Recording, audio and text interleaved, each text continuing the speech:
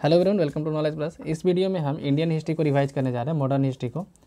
तो Indian freedom struggle के बारे में हम लोग रिवाइज कर रहे थे, जिसका थर्ड फेज है, यानी कि आफ्टर 1915 सॉरी मतलब कि 1925-26 के बाद का हम लोग करने जा रहे हैं। हम लोग वहाँ पे सिविल डिसोबीडियंस मूवमेंट या फिर नन कोऑपरेशन मूवमेंट के बारे में हम लोग पढ़े थे वहाँ पे, है ना। नन कोऑपरेशन मूवमेंट स्टार्ट हुआ था, चौरी चौरा कांड, यहाँ पे हम लोग लास्ट किए थे सेकंड फेज में। आज हम लोग थर्ड फेज यानी साइमन कमीशन से चालू कर रहे हैं। तो जो लॉर्ड बर्किनहेड था, है ना, secretary of state for India, एक स्टैट्यूटरी कमीशन अनाउंस किया under the chairmanship of John Simon 1927। ठीक है, तो साइमन कमीशन का ऑफिशियली नाम था इंडियन स्टैट्यूटरी कमीशन। और जितने भी इसमें 7 मेंबर थे, याद रखिए साइमन कमीशन में 7 मेंबर थे, और जितने भी मेंबर थे सारे इंग्लिश मैन थे, है ना, ऑल वर इंग्लिश मैन, और वो सारे ब्रिटिश पार्लियामेंट के मेंबर थे। कमीशन का अपॉइंट किया गया था 1919 का जो आया था गवर्नमेंट ऑफ इंडिया एक्ट, उसको रिव्यू करने के लिए। एक्चुअली 10 साल पे रिव्यू करने का नियम था, 1909 में आया था, है ना, फिर 1929 में आना था। लेकिन वहाँ की जो रूलिंग पार्टी थी उसको डर था कि अगले बार इलेक्शन में हम हार जाएंगे, तो इसीलिए 2 साल पहले ही इसको शिफ्ट कर लिया कि 2 साल पहले ही हम रिव्यू करवा लेते हैं। ठीक है, white commission with no Indian representatives are greeted with strong protest. तो इसमें कोई भी इंडियन नहीं था, जैसा कि हम पहले बताएं, तो इसको कई सारा प्रोटेस्ट का सामना करना पड़ा। Congress at it session held Madras in December 1927। तो 1927 में दिसंबर में मद्रास में सेशन हुआ था कांग्रेस का। वहाँ पे पास किया गया कि बॉयकॉट किया जाए, है ना। However the league led by Mohammad Shafi also justice party in Madras, unionist party in Punjab, central league Sikh Sangh and all India Achhut federation didn't oppose the commission. तो कमीशन को अपोज कौन कौन नहीं किया था? तो मुस्लिम लीग नहीं किया था, जस्टिस पार्टी जो मद्रास में था वो नहीं किया था, यूनियनिस्ट पार्टी पंजाब का वो भी नहीं किया था, सेंट्रल सिंह संघ वो भी नहीं किया था, ऑल इंडिया अछूत फेडरेशन वो भी नहीं किया था अपोज, है ना।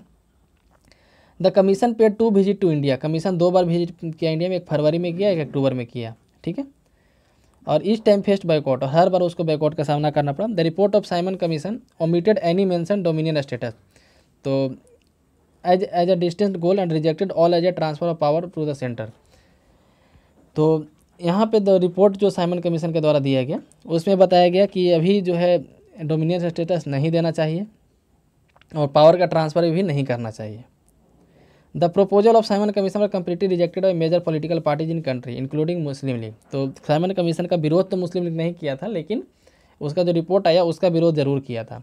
तो उसके रिस्पॉन्स में, साइमन कमीशन के रिस्पॉन्स में नेहरू रिपोर्ट दिया गया। ठीक है, बर्किनहेड जो था सेक्रेटरी ऑफ स्टेट इंडिया का, जो लंदन में रहता था, चैलेंज किया इंडियन को कि तुम एक संविधान बनाकर दिखाओ कि आखिर तुम देश कैसे चलाओगे। ठीक है, द ऑल पार्टीज कॉन्फ्रेंस उसके लिए बुलाया गया 12 फरवरी 1928 को, और उसी के आधार पर नेहरू रिपोर्ट बनाया गया। It was presided bye M.A. Ansari. जो कॉन्फ्रेंस आया था वो M.A. अंसारी के द्वारा प्रिसाइड किया गया था। और 19 मई 1928 एट सच मीटिंग बॉम्बे में उसका मीटिंग हुआ। All parties conference appointed a committee with Motilal Nehru chairman. तो मोतीलाल नेहरू की अध्यक्षता में एक कमेटी अपॉइंट किया गया उस कॉन्फ्रेंस में, और उसका पर्पस क्या था? The purpose was to consider and determine the principle of constitution of India. तो इंडियन कॉन्स्टिट्यूशन का क्या पर्पस होना चाहिए उसको डिटरमाइन करना। कमेटी में और कौन कौन थे? तो तेज बहादुर सप्रू थे, सर अली इमाम, MS एन्ने, मंगल सिंह, ठीक है, और भी कई लोग थे, सुभाष चंद्र बोस भी थे, MR जयकर भी थे, ये सब नाम पूछा जाता है। रिकमेंडेशन क्या था रिपोर्ट का? तो India must be given dominion status. India को तुरंत डोमिनियन स्टेटस देना चाहिए, which mean independence with in the British Commonwealth. इसका मतलब क्या होता था डोमिनियन स्टेटस का? कि ब्रिटिश कॉमनवेल्थ के अंदर ही, जैसे ऑस्ट्रेलिया उस समय था, है ना, उस तरीके से रहेंगे। India would be a federation. India एक फेडरेशन होना चाहिए, having a by cameral legislature at the centre with the ministry would be responsible. तो नेहरू रिपोर्ट में भी बाई कैमरल लेजिस्लेचर का बात किया गया था। ठीक है, द गवर्नर जनरल ओनली भी कॉन्स्टिट्यूशनल हेड। गवर्नर जनरल जो उस समय था वो कॉन्स्टिट्यूशनल हेड ही होना चाहिए, with the same power as British crown. जैसे ब्रिटिश क्राउन में राजा का जो पावर था उसी तरह से यहाँ गवर्नर जनरल का पावर कर दिया जाए, बस नाम मात्र का हेड हो। There was no provision for separate electorate. तो सेपरेट इलेक्टोरेट के लिए कोई प्रोविजन नहीं था नेहरू रिपोर्ट में। सिटीजनशिप भी डिफाइन किया गया था वहाँ पे, और फंडामेंटल राइट भी डिफाइन किया गया था, याद रखिएगा। The annual session of INC held in Calcutta in December 1928 approved the Nehru report. और INC के द्वारा एक एनुअल सेशन हुआ था, जो सेशन होता था कलकत्ता में 1928 में हुआ था, वहाँ पे इस रिपोर्ट के अप्रूव किया गया। And also serve ultimatum on the British government to accept Nehru report. और नेहरू रिपोर्ट एक्सेप्ट करने के लिए एक अल्टीमेटम दिया गया अंग्रेज को कि 31 दिसंबर 1929 के पहले आप रिपोर्ट को अथी कर लीजिए, एक्सेप्ट कर लीजिए, नहीं तो फिर हम पूर्ण स्वराज की बात करेंगे। अभी तो हम डोमिनियन स्टेटस की बात कर रहे हैं, हम लोग पूर्ण स्वराज की बात करेंगे, नहीं तो आप 31 दिसंबर 1929 के पहले इसको एक्सेप्ट कर लीजिए। ठीक है। और नहीं तो फिर नया गोल एक तय होगा जिसका नाम होगा पूर्ण स्वराज।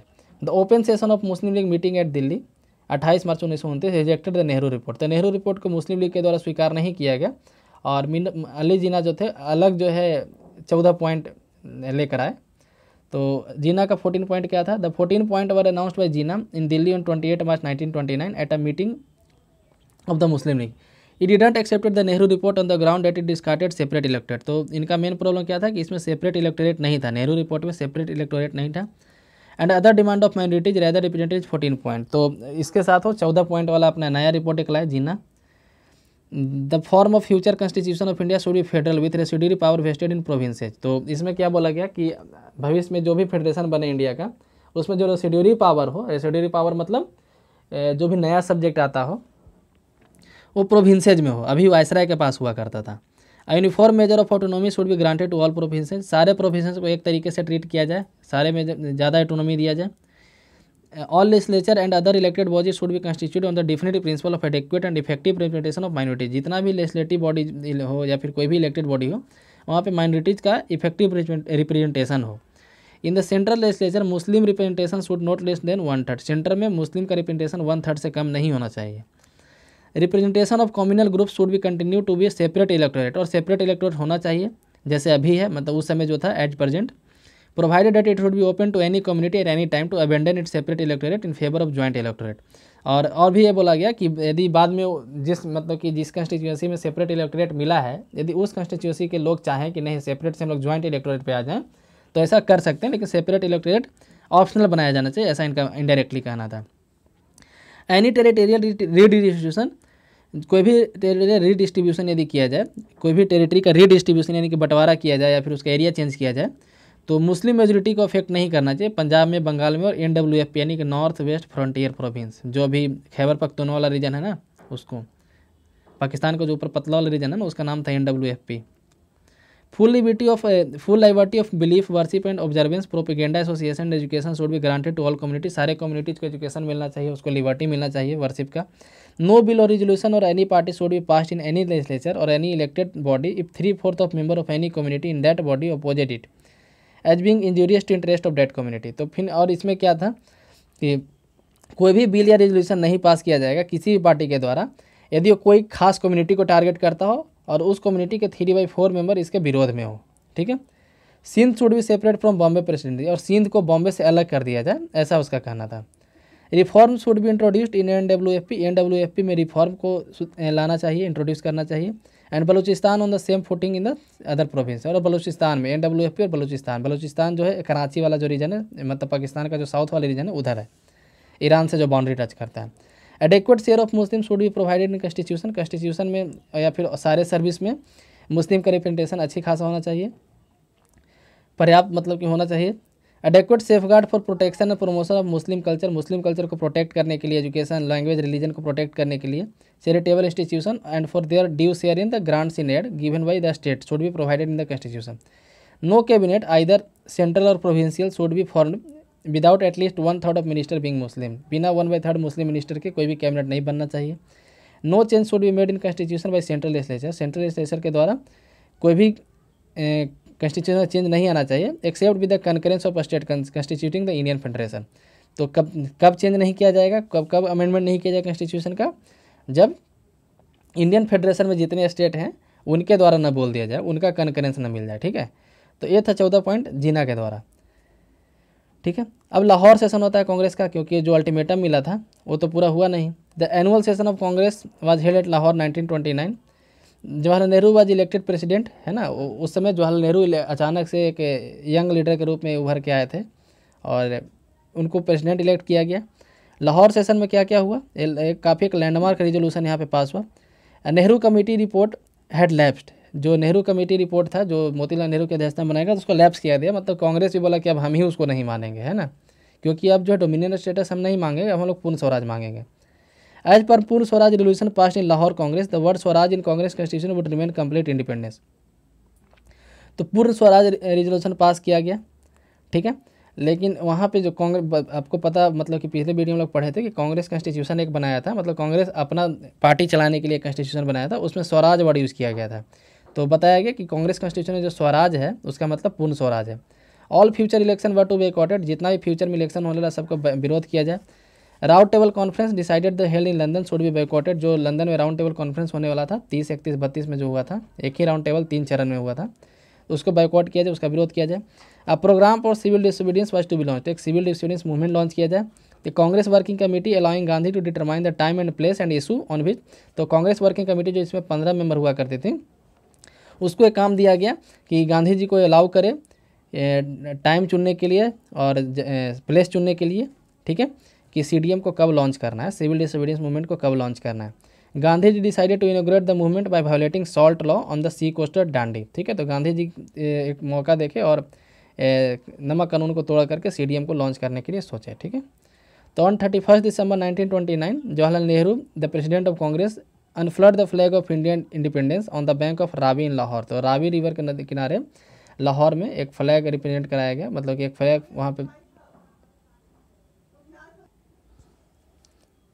फिर नेक्स्ट कांग्रेस वर्किंग कमेटी मिली 2 जनवरी 1930 को और डिसाइड किया कि 26 जनवरी 1930 को आज़ादी दिवस मनाया जाएगा, मतलब कि 26 जनवरी 1930 को आज़ाद भारत का झंडा फहराया जाएगा और हर जगह पूर्ण स्वराज दिवस यानी कि इंडिपेंडेंस डे मनाया जाएगा।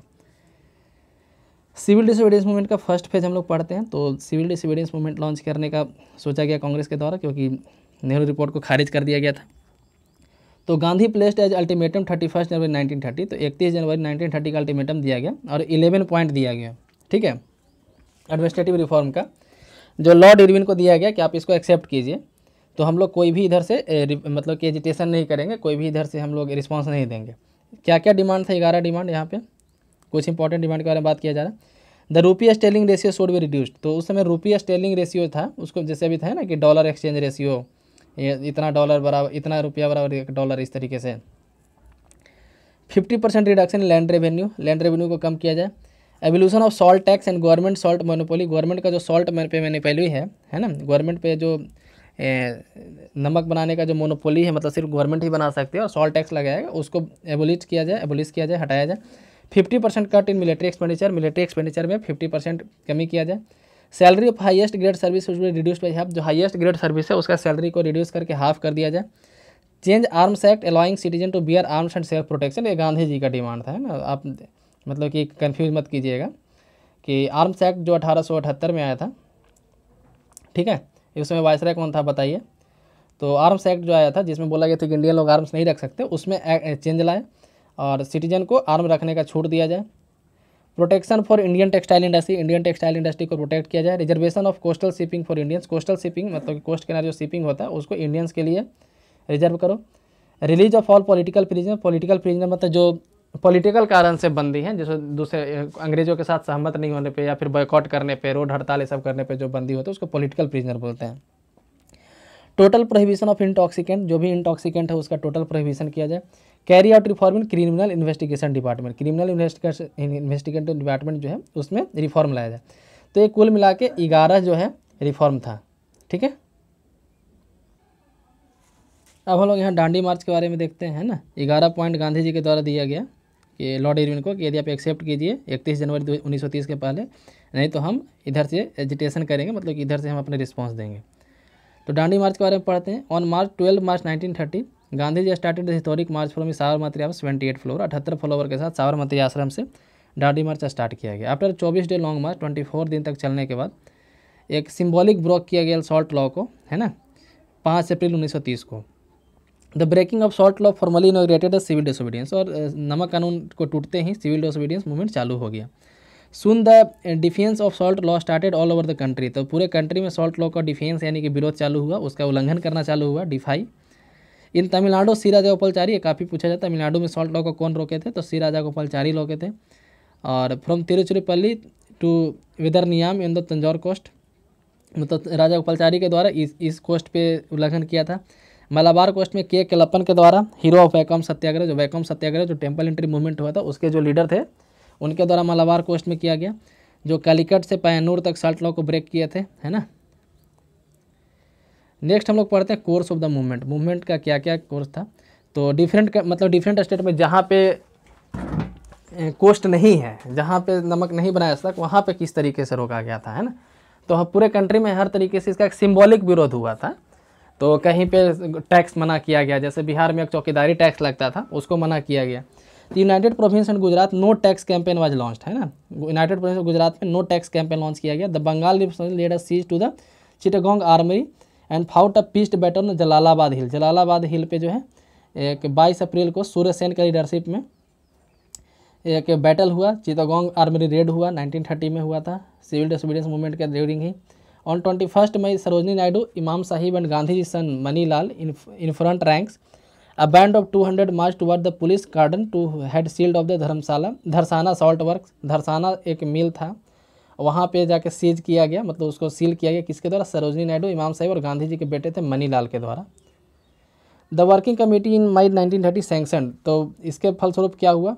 1930 में वर्किंग कमेटी CWC जो था, कांग्रेस वर्किंग कमेटी, कांग्रेस के द्वारा उस पर सैंक्शन लगाया गया कि ये जो है इलीगल हो गया, कांग्रेस को इलीगल घोषित किया गया। Non payment of land revenue ryotwari area में जो है लैंड रेवेन्यू नहीं दिया जाने लगा। नन पेमेंट ऑफ चौकीदारी यानी विलेज पुलिस टैक्स, जमींदारी रीजन, फॉरेस्ट सत्याग्रह, जहाँ भी जमींदारी रीजन चलता था, तो जमींदारी मैंने बिहार यूपी वाले रीजन में आता था। पढ़े होंगे कि कहाँ पे महलवाड़ी था, कहाँ पे जमींदारी, कहाँ पे रायतवारी था, तो आपको ज़रूर पता होगा, है ना। तो जहाँ पे ज़मींदारी सिस्टम चलता था वहाँ पे चौकीदारी टैक्स को मना किया गया, जैसे बिहार यूपी वाले रीजन में, क्योंकि यहाँ पे तो कोई नमक बनाने का सोर्स था नहीं, है ना। The viceroy took the initiative of releasing Congress leader and invited Mahatma Gandhi for talks, ठीक है। तो वायसराय एक इनिशिएटिव लिया कि पॉलिटिकल लीडर को छोड़ दो, जो कांग्रेस के जो लीडर पॉलिटिकल हैं उनको छोड़ दो, और महात्मा गांधी को टॉक्स के लिए बुलाया, ठीक है, जिसको गांधी इरविन पैक्ट के नाम से जानते हैं, और सिविल डिसोबीडियंस वहाँ पे सस्पेंड हो गया, ठीक है। तो गांधी इरविन पैक्ट के से हम लोग कल पढ़ेंगे, है ना। इस वीडियो में इतना ही, नहीं तो वीडियो काफ़ी लंबा हो जाता है। तो वीडियो को पूरा देखने के लिए धन्यवाद। चैनल को सब्सक्राइब करें, वीडियो को लाइक करें।